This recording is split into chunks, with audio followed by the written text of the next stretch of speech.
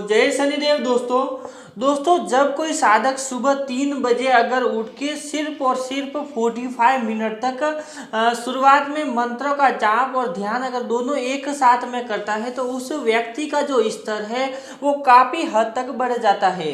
अगर दोस्तों कोई भी साधक सुबह 3 बजे उठ के नहा धो के फ्रेश कपड़े पहन के आसन लगा के माला के साथ मंत्रों का जाप करता है और साथ में यहाँ पे ध्यान लगाता है और वो भी 45 मिनट तक लगातार कंटिन्यू बिना ब्रेक लिए, बिना उठे, बिना हिले धुले, अगर कोई भी साधक ऐसी प्रक्रिया को अगर 7 दिन तक करता है तो 7 दिन के अंदर अंदर वो साधक की जो सूक्ष्म जो चेतना है वो अपने शरीर से बाहर निकल जाएगी और सूक्ष्म जगत की जो यात्रा है वो करना आरंभ कर देगी और सूक्ष्म जगत में अलग अलग लोकों में, अलग अलग ब्रह्मांड में वो जाने में सक्षम हो पाएगी और बहुत ही सूक्ष्म तरंग वो बन जाएगी जिसके माध्यम से वो कहीं भी आना जाना कर सकती है, कहीं भी किसी भी समय वो किसी भी लोकों में जा सकते हैं, किसी भी ब्रह्मांड में भ्रमण कर सकते हैं और हजारों लाखों दूर किलोमीटर बैठे बैठे यहीं से आप वहां का भी पता लगा सकते हैं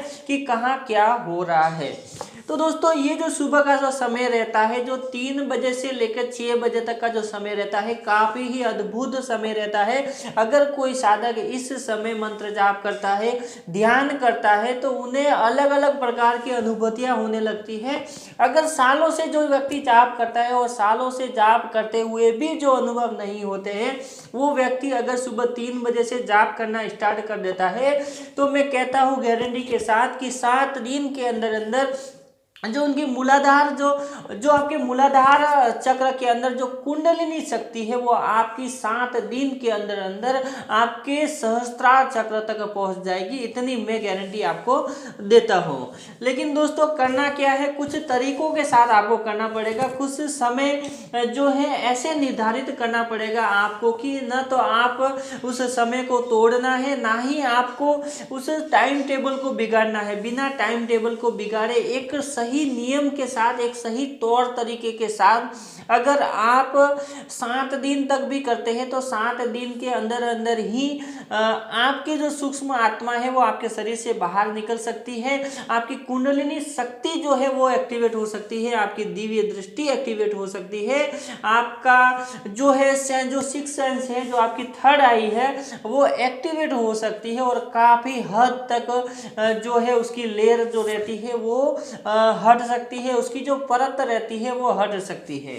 तो दोस्तों तरीका तो सिंपल ही है, कोई ऐसे नहीं है कि कोई अलग अलग प्रकार से कोई भी विधि विधान करना पड़ेगा। विधि विधान की यहाँ पे कभी भी जरूरत नहीं पड़ती है। हम मंत्रों का जाप करते हैं या ध्यान करते हैं तो उसमें कोई भी विधि विधान नहीं होता है।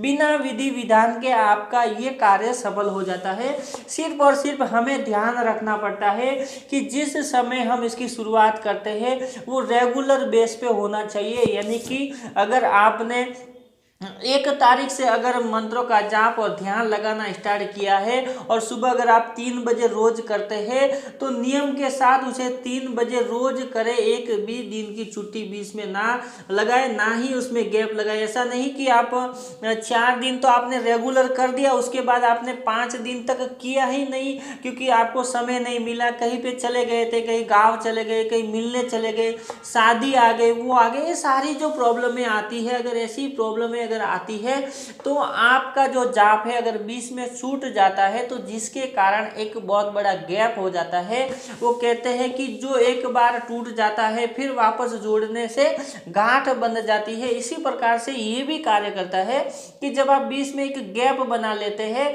तो जो तरंग, जो लाइन चलती है, जो एकदम सरलता से जो लाइन चलती है वो ब्रेक हो जाती है और बीच में जब गैप आ जाता है, तो गैप आता है तो उसे समय लगता है, आपके पास ऊर्जा पहुंचने में समय लगता है, आपको जो शक्ति है, जो ग्रहण शक्ति है वो बढ़ने में समय लगता है और जो ऊर्जा का जो फल है वो आपको नहीं मिल पाता है। तो नियम और ये सब तौर तरीके तो इसके अंदर नहीं है, लेकिन समय की पालना हमें जरूर करनी चाहिए और परफेक्ट समय पे, सही टाइम पे हमें रेगुलर बेस के ऊपर मंत्रों का जाप और ध्यान करना चाहिए। दोस्तों और इसके साथ में एक बात बताता हूँ कि जब आप सुबह में ये क्रियाएं करते हैं, अगर 3 बजे, देखो ब्रह्म मुहूर्त कहा जाता है इसे, जो हर टाइम अलग अलग होता है। बहुत लोग पूछते हैं कि ब्रह्म मुहूर्त कितने बजे स्टार्ट होता है, तो ब्रह्म मुहूर्त का जो समय है वो हर वक्त अलग अलग होता है। कभी 3:30 से भी होता है, कभी 4 से, 4:15 से भी होता है, कभी 3:15 से भी होता है और 6 बजे तक रहता है। तो ये हर टाइम बदलता रहता है। तो हम परफेक्ट अगर ब्रह्म मुहूर्त की बात करें तो 4 बजे से 6 बजे तक अगर हम जाप करते हैं तो वो परफेक्ट ब्रह्म मुहूर्त ही माना जाता है।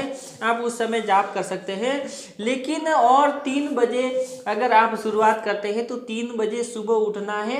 ऐसा नहीं कि 2 बजे उठे नहा धोना, ऐसा नहीं है। आप 3 बजे उठे, 3 बजे उठने के बाद आप नहाना धोना करें, एकदम फ्रेश हो जाए। फ्रेश होने के बाद एक स्वस्थ कपड़े पहने, स्वस्थ कपड़े पहनने के बाद आपके देवी देवताओं की पूजा अर्चना, सुबह ही दीपक और अगरबत्ती, पूजा अर्चना कोई लंबी नहीं रहती है, एक दीपक और 2 अगरबत्ती लगाना है, हाथ जोड़ के प्रार्थना करनी है भगवान से। ये आपकी पूजा हो गई, कुल देवताओं की। उसके बाद एक आसन लेना है, एक माला लेनी है। आसन के ऊपर सरल मुद्रा से बैठ जाना है और हाथ में माला लेके आपको आंखें बंद करके कमर को सीधी रखना है, एकदम सीधी कमर, और ऐसे बैठ जाना है, आंखें बंद करनी है और यहाँ पे ध्यान लगाना है और ओम नमः शिवाय ओम का जाप करना है। ओम नमः शिवाय ओम का जाप करते करते आपको यहाँ पे ध्यान लगाना है और यहाँ पे आपको सिर्फ देखना है यहाँ पे कि जो अंधेरा दिख रहा है उस अंधेरे में रोशनी को ढूंढना है। और जब आपको उस अंधेरे में वो रोशनी दिखाई दे देगी, वो रोशनी यही रहती है कि जब आप जाप करते हैं तो जो ऊर्जा रहती है आपके शरीर की, वो सारी की सारी ऊर्जा यहाँ पे आती है। वही ऊर्जा एक रोशनी के रूप में, प्रकाश के रूप में आपको ध्यान के माध्यम से दिखाई देती है। तो इस प्रकार से ये जो क्रियाएं रहती हैं कि सुबह आप उठ के नहाना धोना, फ्रेश हो जाना और उसके बाद में आपको यहाँ बैठ जाना है, ओम नमः शिवाय ओम का जाप करना है और यहाँ पे ध्यान लगाना है। ये जो प्रक्रिया है ये आपको 45 मिनट तक करनी है, यानी कि 45 मिनट तक आपको ये प्रक्रिया करनी है। उसके बाद आपको एक ब्रेक लेना है, 2 मिनट का ले सकते हैं, 5 मिनट का ब्रेक लेना है और उसके बाद वापस से आपको बैठ जाना है। फिर से 45 मिनट तक सेम प्रक्रिया को करना है। मंत्रों का जाप साथ में करना है, ध्यान भी साथ में करना है। फिर 45 मिनट तक अगर हो जाता है तो उसके बाद फिर वापस से आपको एक बार और 45 मिनट, यानी कि 45 मिनट, 45 मिनट और 45 मिनट, ये आपको 3 बार करनी है। ये प्रक्रिया 3 बार करनी है। अगर इसी नियम के साथ, इसी प्रक्रिया को ध्यान में रखते हुए, वही समय वही वक्त में अगर आप इस प्रक्रिया को 7 दिन तक करते हैं तो 7 दिन में आपको कई गुना ज़्यादा प्रभाव देखने को मिलेगा। अपने शरीर के अंदर भी मिलेगा, आपके जीवन के अंदर भी बहुत सारा बदलाव आ जाएगा। ऐसा नहीं है कि सिर्फ आप मंत्रों का जाप करते हैं, ध्यान करते हैं तो आपकी कुंडलिनी शक्ति के लिए या दिव्य दृष्टि के लिए होता है, ऐसा नहीं होता है। ये आपके पूरे जीवन को भी बदलता है, आपके भौतिक जीवन में भी इसका असर पड़ता है। आपका जो जीवन है वो परिवर्तन होने लगता है। कहते हैं कि किसी बिगड़े हुए इंसान को किसी की बातों से, किसी को डांटने से, मारने पीटने से नहीं बदलता है। लेकिन अगर 7 दिन तक मैं बताई इस क्रिया को अगर वो व्यक्ति कर लेता है, मंत्रों का जाप और ध्यान कर लेता है, तो एक बिगड़ा हुआ व्यक्ति, एक बिगड़ा हुआ बच्चा वो सुधर सकता है। इतनी गारंटी मैं कहता हूँ, इतनी शक्ति मैं अपने अनुभवों के आधार पर कहता हूँ कि जो अनुभव मुझे हुए हैं उसी के आधार पर मैं आपको कहता हूँ कि जो वास्तव में मंत्रों का जो प्रभाव है हमारे भौतिक जीवन में भी पड़ता है, हमारे सूक्ष्म जगत में भी पड़ता है और आपके इस भौतिक शरीर के ऊपर भी पड़ता है, आपकी सोच के ऊपर पड़ता है, आपके विचारों के ऊपर पड़ता है, आपकी बुद्धि के ऊपर भी पड़ता है। यानी कि सारी की सारी चीजें हैं वो पूरी तरह से परिवर्तन हो जाती है, बदलाव आ जाता है आपके जीवन में।